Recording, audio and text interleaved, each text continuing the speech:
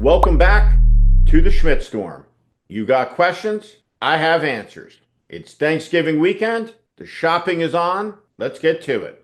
The question is, will Chuck Schumer step down? Will he be forced to step down by colleagues? And if he does, is there anyone better? Yes. I think everyone is better almost in the Democratic conference. Chuck Schumer has to step down. I don't know of any other way to say this, but the Democratic conference of the U.S. Senate should operate exactly like an NFL team. And Chuck Schumer is like an old, feeble quarterback who's not good enough to play in the league anymore. And the reality is, and I don't mean to be brutal about this, but I don't care about his feelings. He can't do the job. And if I was a United States Senator and I was sitting in that conference meeting, I would not be belligerent about it. I wouldn't be cruel about it. He just can't do the job.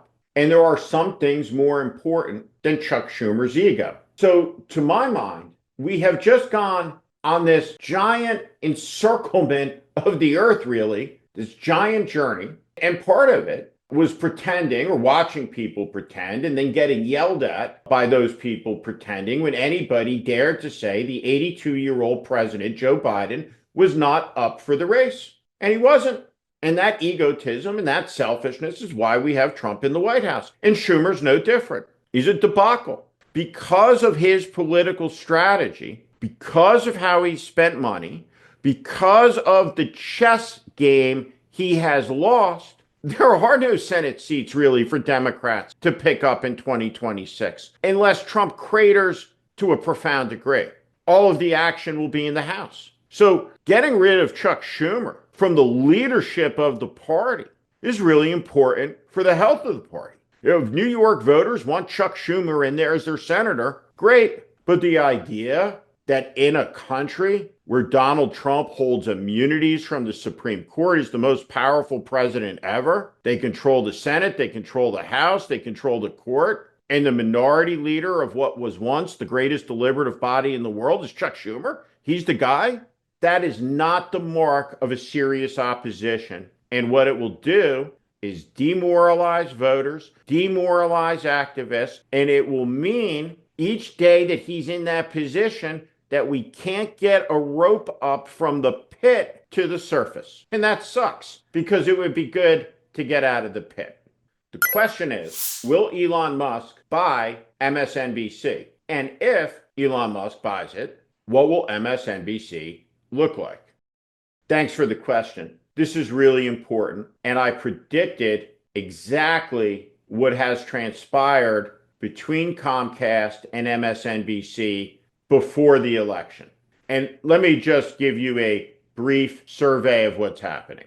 It has been announced that MSNBC, the Golf Channel, and a couple of other Comcast cable assets are to be spun off, that they will be placed under an umbrella called SpinCo, and they will be run by an executive named Mark Lazarus. Brian Selter, the media reporter of CNN, has made the point in his column that they are not really right now in this moment for sale. Bullshit. They are for sale and they will be sold. And I'm going to tell you the reason why. The price tag on the cable assets is $7 billion. The value, the market capitalization of Comcast is $164 billion. I think sometimes it helps to be able to think about size comparatively. What's $164 billion and what's $7 billion? What does that look like? Well, $164 billion is proximate to the value of the National Football League, the NFL. And $7 billion, right, is the value of all of these companies. So when you take out MSNBC, really what it's the size of is the Italian Serie A soccer league. It's a professional sport. It's got great players, but it's worth billions, not hundreds of billions. And it's absolutely not the NFL. So Comcast looks at the Trump era, sees the promises of retribution and threats, and says, we have to dump MSNBC because they're a pancreatic cancer gene. It can kill us, the whole thing. Because Comcast exists as a cable company in a highly regulated space. And its license to operate means it cannot be at war with a vengeful federal government that does not appreciate its cable news appendage not being nice to Trump, because the access age is giving way to the niceness age. The question of fairness in American corporate media is singular now. Are you nice to Trump? And so the CEO of Comcast isn't going to risk it, and this will all be sold. And the Hungarian model is one that Trump and his team have talked openly about, know all about, and it calls for people like Elon Musk to buy MSNBC. I want to go through the economics of this. A lot of people look at the amount of money that Elon Musk spent, $150 million on Donald Trump's behalf, and think he did it for Donald Trump. He did not. He did it for Elon Musk. And Elon, the day after the election, for a bunch of different factors, net worth goes up $5 billion. One day, that covers the buy. And if Elon Musk buys MSNBC, he'll do to it what he did to Twitter, which is wreck it. None of these shows will be on. Elon isn't going to put the Rachel Maddow show on air. There won't be a Rachel Maddow show, not on MSNBC. It will be over. It will be right-wing hackery. And it's important to appreciate that only 1 million or so people watch most of these shows. The numbers are small. The business is failing. The morning co-hosts are capitulators who've lost their credibility and the respect of their audience. When the movie newsreels died, journalism didn't die. And if MSNBC dies, America doesn't die, progressivism doesn't die, liberal political philosophy doesn't die, just MSNBC dies. The resiliency of the First Amendment is what matters in this moment. The journalism that Trump will have to deal with and that ultimately will stop him and hurt him by holding him to account is going to be bottom up, not top down. Big corporations aren't going to be in the business of going after the most powerful person in the world who's vengeful, seeks retribution, and has all the immunity he needs to deliver it. So truth will have to be found somewhere besides corporate America. The question is, Donald Trump Jr. has said that the administration is giving consideration to banning corporate media, mainstream media outlets like ABC News, CBS News, NBC News from the White House briefing room and giving their seats away to, for example, representatives of the Joe Rogan show. I think a couple of things about this. First, within a year, I think that there will be severe restrictions on the media with regard to access to the White House. It will be very hard for mainstream media organizations to ask questions of Donald Trump. There will be outrages, the White House pool operations, all of this stuff. And I think they're going to lose out because Donald Trump's position is going to be, I'm going to do whatever I want. And that ABC News doesn't have an entitlement in America that stretches beyond the one that Joe Rogan has to ask questions for the president. So I think he's going to assemble a question-asking menagerie, right? A whack pack, right? That is really some political version of what used to surround Howard Stern, right? Donald Trump's whack pack or will be the people in the briefing room asking questions, which doesn't mean, of course, that journalism dies. And honestly, when is the last time an intelligent and insightful question has been asked in the White House briefing room that anybody in America, out of all 330 million of us, should give a shit about? When? Last month? Month before? How about in the last year? 2? What about one time in the last 3 years? 4 years? It's theatrics. It's a low-rated conflict show. It's probably the most banal hour in American life is the White House news briefing. And so Donald Trump's going to do what he wants. He's going to surround himself with friendly press. And I do think that Donald Trump Jr. is previewing in form and fashion pretty close to what's going to happen. Question is, what would John McCain think about all of this? What would he have said about all of this? And did his death and his absence create the conditions necessary for MAGA to rise? John McCain would have fought Donald Trump nonstop every step of the way on the basis of the rottenness of his character and his degradations and indignities towards the thing that McCain revered the most, which was the code of conduct of the armed forces of the United States, the traditions, the legacy of valor.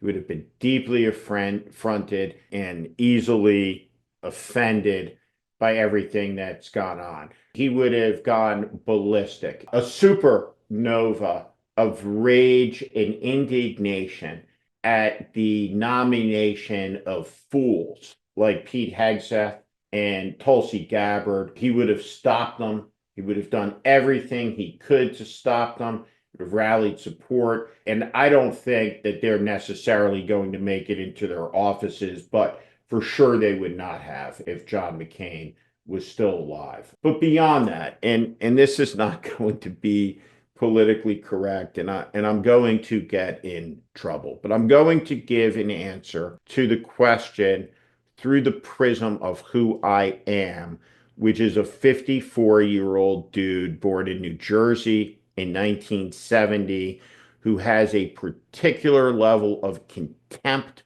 for the softness and the weakness and the utter lack of principle by people like Lindsey Graham. So there's a word that guys use when they talk to each other that's not a nice word.